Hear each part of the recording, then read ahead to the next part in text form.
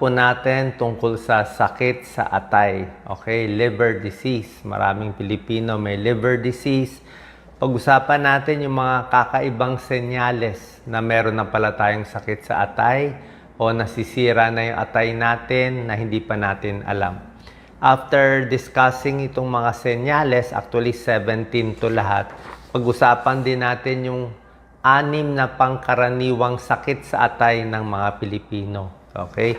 So, senyales muna bago yung mga common diseases sa atay para makaiwas tayo dito. Number 1, senyales na may sakit sa atay, very obvious, naninilaw ang mata. Okay, sinisilip yan dito. Tinitignan natin maigi yung dito sa baba, tapos sa taas, para ma-sure na madilaw. Kung madilaw yung mata, ibig sabihin may liver problem yan. Sa paggawa ng bilirubin, kasi yung liver gumagawa yan ng bilirubin, yellow pigment eh. Minsan, hindi tayo sure kung madilaw ang mata. Merong mga iba, let's say, jeepney driver ka or nagmomotor ka, lagi ka uusukan ang mata mo, pwedeng madumi ang mata. Iba yung madumi ang mata na parang gray, iba yung madilaw ang mata. Okay, so that's number 1. Jaundice. Minsan pag sobra na, pati kamay naninilaw na. Number 2 sign na may sakit sa atay, pagod. Like yung mga may hepatitis B, laging pagod. Pagod sila kasi liver damage leads to tiredness and weakness.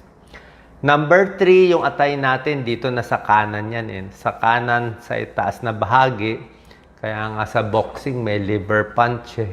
So, pwedeng mamaga ang tiyan. So, pag namamaga yung tiyan, parang may tubig yung tiyan, parang lumalaki yung tiyan, pwede yan, namamaga dito. Minsan nga kaming mga doktor, kinakapa namin dito sa may kanan, pag kapang-kapa, papahingahin ng malalim, pag huminga ng malalim, bababa yung atay. Tapos makakapa ng doktor yun, uy, matigas yung atay. So, hindi dapat matigas yung atay. At nakakapa yung pinakakanto ng atay, nakakapa ng doktor yan. So, abdominal pain and swelling, pag pinirest dito, huminga malalim, pwedeng liver problem. Number 4, ang ihi, kulay tsaa. Okay? Magkakasama yan. Madilaw ang mata, ihi, kulay tsaa. Ibig sabihin, yung bilirubin lumalabas. Nasosobrahan, kaya dark urine. Magkasama yan. Yellow eyes, dark urine. Number 4, symptoms, kulay tsaa. At number 5, senyales, magkasama rin to, maputla ang dumi.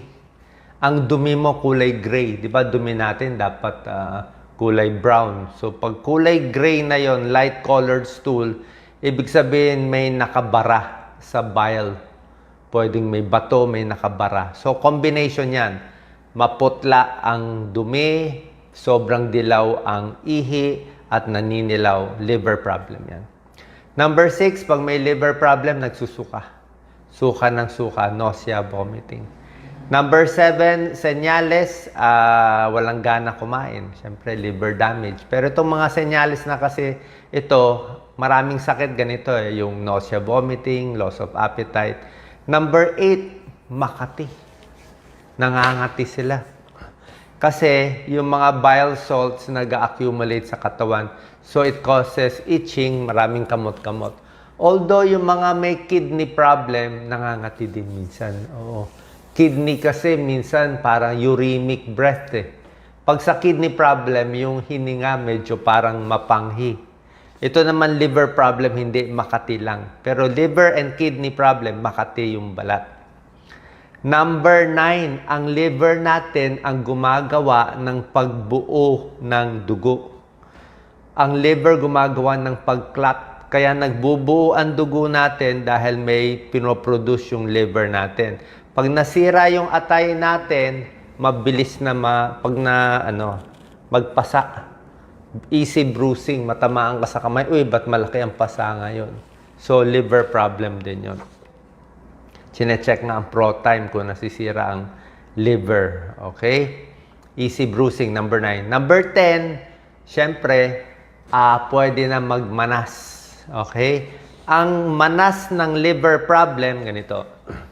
Pag may manas yung katawan, tatlo pwede may sira. Pwede may sira ang puso, pwede may sira ang liver, pwede may sira ang kidney. Siya na inaaral namin bilang internist, bilang cardiologist. Pag puso ang mahina, ang nagmamanas, usually paa muna. Paa, pataas. Pag ang sira, kidney failure, ang nagmamanas sa kidney, usually mukha muna. Mukha, tapos kasama na rin yung paa. Pag liver ang barado, ang nagmamanas, tiyan muna. Basic liver kasi, yung mga liver veins dyan dumadaan. So, tiyan muna, ascites, parang may tubig ang tiyan, parang may basketball, may tubig dito sa tiyan. Pero sa kakamanas ng tiyan, nagmamanas na rin yung paa. So, swelling of the abdomen and legs. Number 11, ito magandang senyales. Spider angioma. Na-explain ko na to eh. Spider angioma, meron yan, minsan kailangan tinatanggal yung baro, makikita sa tiyan. Tingnan niyo yung tiyan nyo, ako lagi ko tinitingnan. Meron parang spider, itsura ng spider. Di ba yung mga gumagapang na spider, kulay pula. Na siguro parang walo yung paa, mga ganon. Spider angioma, kulay pula, at pag pinares mo yon nawawala. May dugo yun. Pag pinares mo, nawawala. Pag pinitawan mo, babalik ulit. Spider angioma, liver problem yun. Bukang spider legs, sign of liver damage. Nakikita yan sa mga pasyente. Yung mga may liver cancer, liver cirrhosis, alcoholic. Kita mo yung ano nila, yung tiyan nila may mga pula-pula. Number 12, pag sirang-sira na yung liver, yung mga lason ng katawan hindi na nalalabas. Kasi trabaho ng liver mag-detox eh. Detox ang liver. Ang liver ang taga-detox ng mga gamot, ng mga pagkain, lahat ng mga bisyo. Ginagawa natin siya taga-linis. Liver taga-linis, kidney rin taga-alis. Metabolism, tsaka protein, taga-gawa. Trabaho ng liver. Sa dugo, maraming trabaho ang liver. Sobra dami. Actually, pinakamalaking organ ang liver. Biggest solid organ ang liver. Pinakamalaki yung atay. Tinalo pa niya yung puso. Okay? So, pag nasira na yung atay, hindi na niya natatanggal yung toxin, umaakyat sa utak na nahihibang na. Yung iba nako-comatose. Yan ang 12 common signs ng liver problem. Meron pa tayo 2, 4, 6 medyo rare signs. Ito medyo rare pero nakikita rin. Pag nasisira yung liver, minsan lumalaki yung breast ng lalaki. Gynecomastia. Oo, nagugulo yung sex hormones eh. Number 14, lumiliit yung itlog ng lalaki. Yung testis ng lalaki lumiliit. Okay? Number 15, ito common din to. Common din to. Yung kamay, mapulang-mapula. Mapulang-mapula dito. Palmar erythema. Parang ano siya? Red, very red dito. So, pag nakita nyo yung kamay dati normal, tapos biglang namumula, yon palmar erythema, sign of liver cirrhosis or liver cancer yon. Number 16, pag nagkulang na ng oxygen, clubbing of the fingernails. Yung sinasabi kong clubbing, yung tinuturo ko sa inyo. Yung pag ganito, dapat may butas sa gitna. Ayan, may butas. Kita nyo ba? Hindi ko sure. So, pag nawala yung butas, ibig sabihin, kumakapal to. Pag kulang ng oxygen, kumakapal to eh. Kumakapal. So, pag kumapal, nawawala na yung angle. Gumaganyan na yung daliri. So, nagdidikit siya. Clubbing, nakaganon yung kamay. Number 17, hepatic encephalopathy, yung nako-confuse na nalalaso na yung utak. And number 18, hepatorenal syndrome. May ganito. Ang number 18, ibig sabihin, pag sirang-sira ang atay, itong kidney na wala namang pakialam sa issue, nakikiramay. Gusto makisali. Ganito yan. Yung liver nasira, sasabihin ng kidney, nasira na yung liver, makikisama ako, makikisira na rin ako. So, hepatorenal syndrome, hepato, liver, renal, kidney. So, liver, nakisama yung kidney, parehong nasira. So, liver failure, kidney failure. Nangyayari yan. Nakikisama. So, yan ang 17 signs na posible lang naman na may liver disease. Ngayon, ito yung exciting part. Ano tong 6, actually 6 to 7 to ng mga common disease sa atay ng Pilipino. Okay? Apply natin sa Pilipinas. Number 1, very common sa Pilipinas, hepatitis A. Hepa A, Hepa E, ano yan? Doon mahilig kayo kumain sa tabi-tabi, di ba? Dirty food. Hindi ko naman sinasabi lahat ng dirty food. Ibig sabihin, yung isang tao, meron siyang hepatitis A, meron siyang virus. So, pag dumi niya, nandun yung virus eh. Hindi siya naghugas ng kamay.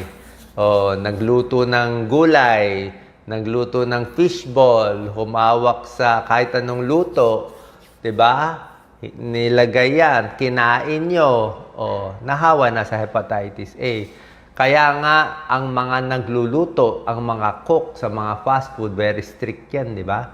May blood test muna, may x-ray test pa nga for TB, tuberculosis, may test ng dumi, kung may parasite o anuman. So, Hepa A, ano yan?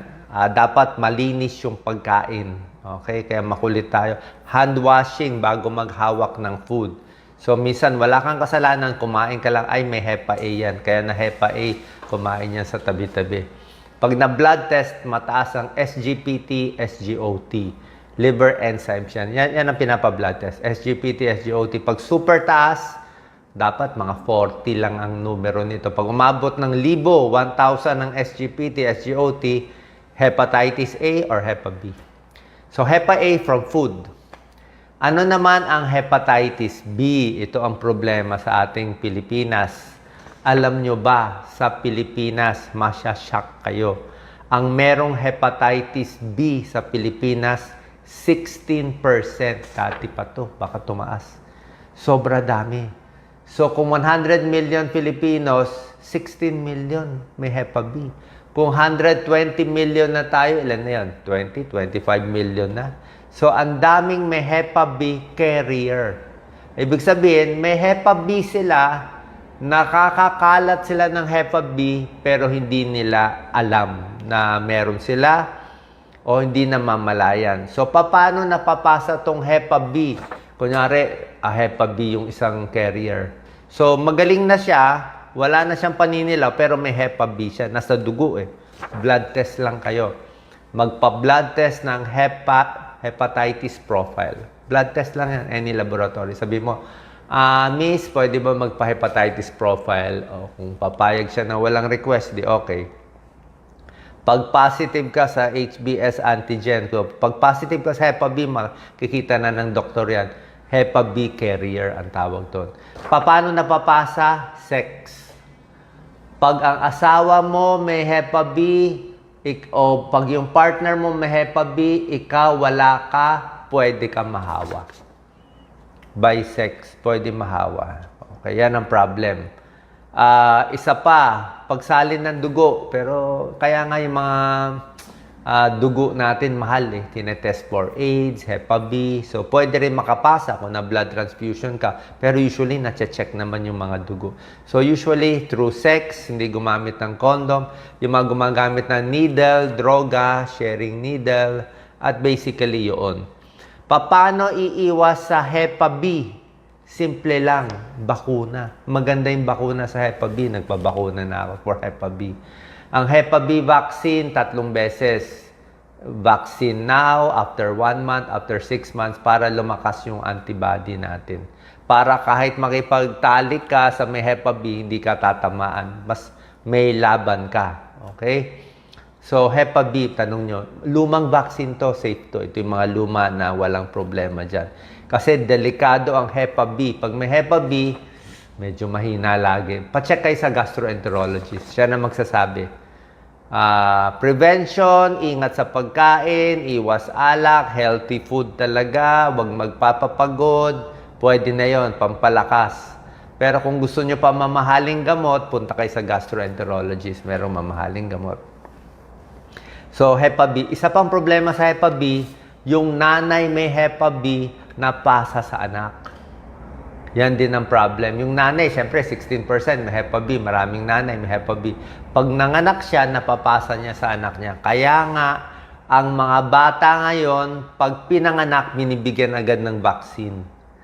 May bibigyan agad ng gamot ng turok para sa Hepa B. So, number 3. So, Hepa A, Hepa B. Number 3, ito, fatty liver. Ang daming may fatty liver ngayon. Grabe. Pa-ultrasound. Dati hindi uso fatty liver, ngayon dahil sa fast food, ang sarap ng fried chicken, prito, fried fish, puro mantika.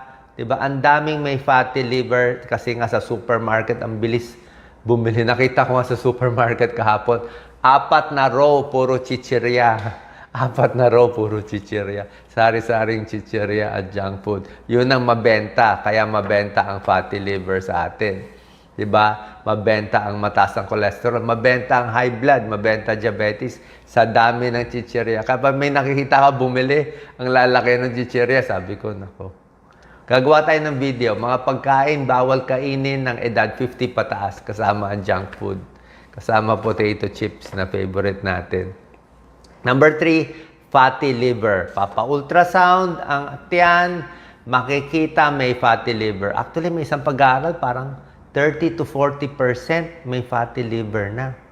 At yung fatty liver ngayon, di nababalot ng taba. Bakit nagkaka-fatty liver? Fast food. Matatamis, maalat, matataba, lahat na yan. Okay? Kulang sa gulay, kulang sa prutas. Diba? Naparami na sugary, soft drinks, iced tea, lahat na ng masasarap. Go large. Diba? Fast food lahat to eh. So, lahat siya nagkakos ng fatty liver. Napanood nyo naman yung Super Size Me, di ba? Kumain siya puro fast food ata, 6 months. Ano siya? Nagloko yung blood test niya. Nasira yung liver niya. Nasira liver niya. 6 months. Nasira, di ba? Pinakita niya eh. Kinain niya lahat eh. So, nasira yung atay niya, tumaas SGPT, SGOT niya, malamang nagka-fatty liver siya. Pero nag-diet naman siya after 6 months. Siguro baka nawala naman. So, exercise din may tulong para hindi magka-fatty liver. Kaya ingat sa pagkain. Okay, alam ko masarap, pero matagal na ako hindi kumakain ito. Number 4, problema ito sa Pilipinas, usong-uso. Alcoholic liver disease. Sobrang uso to. Diba? Kahit anong kanto, kahit anong barangay, puntahan mo, merong mga nakahubad dyan na mga lalaki, di ba, nagiinuman, nakatagay, bawal hindi uminom, di ba, naglalakad ka. So, alcoholic liver disease, very common. Paano mo malalaman may alcoholic liver disease? Kitang-kita mo na eh. Malaki ang tiyan, okay? May tagay na alak, hard drinks, tapos payat na payat yung kamay. Di ba? Payat ang kamay, payat ang paa, malaki yung tiyan, namumutla, puro alak na sa harap, may pulutang chicharon o mani, malamang alcoholic liver disease. Kasi lampas sila sa limit. Ano ba ang limit natin sa alcohol? Okay. Itong limit, suggestion lang. Pinakamaganda talaga, any liver problem, 0 alcohol. 0 alcohol. Ni tikim, wala. Ni red wine, sabihin healthy, wala. Ni red wine, bawal.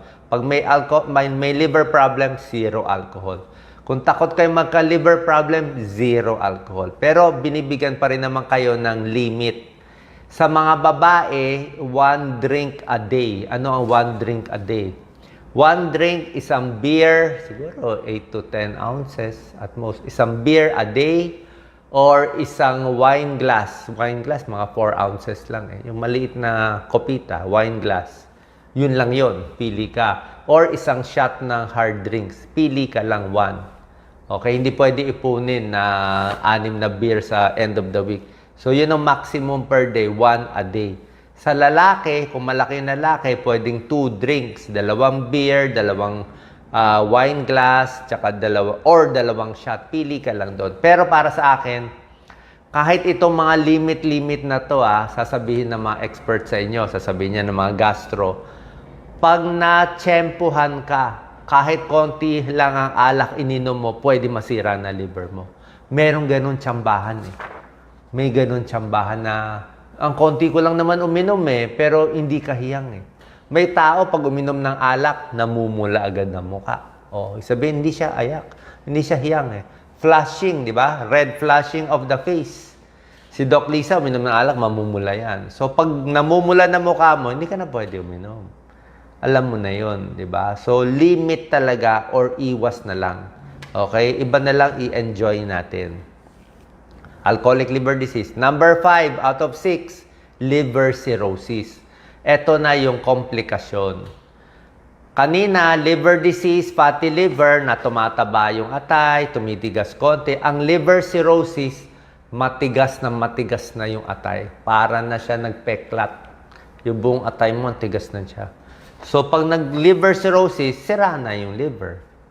Sira na, hindi na gagana. So, pag hindi na gumana, maninilaw na, lalaki na ang tiyan, mamamayat na, magdudugo na, kasi nga wala ng clotting. Yung fatty liver, alcoholic, causes liver cirrhosis. Pag malala, diabetes, nagkakos din ng liver cirrhosis, at obesity. So, balik tayo sa gulay, prutas, exercise, at walang bisyo, iwas sa matatamis.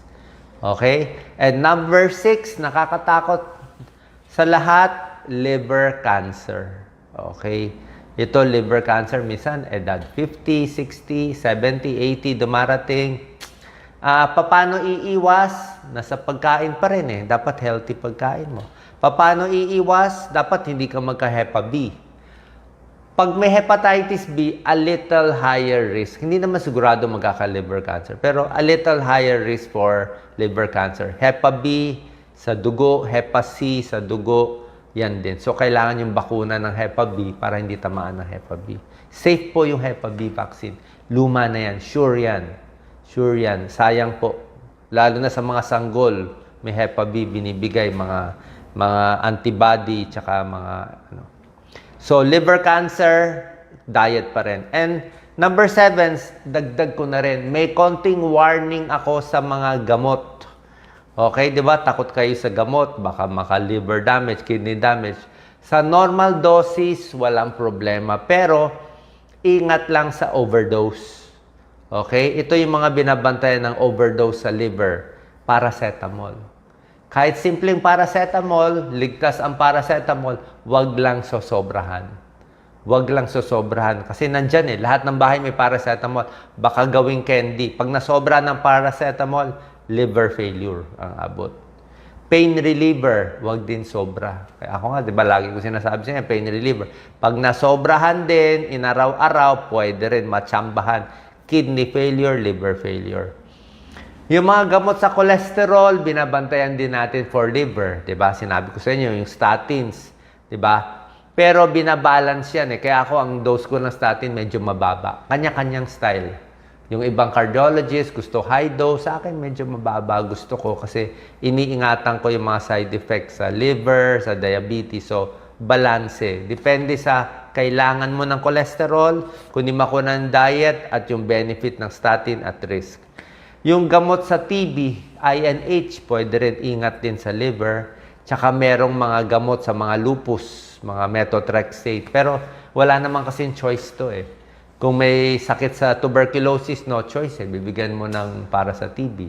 Pag may lupus, bibigyan mo ng mga ganitong gamot. So, binabantayan na lang yung atay. So, SGPT, SGOT, magpapa-liver exam, ultrasound, tapos ito, iwas alak, iwas sa mga bisyo, check nyo ng hepatitis profile para malaman kung meron kayong Hepa B o meron na kayong antibody at protected na kayo sa Hepa B. Sana po nakatulong to kasi maraming kababayan natin hindi nagpapa-check up at maraming bisyo kaya marami nagkakasakit ng liver disease. Salamat po. Share po natin.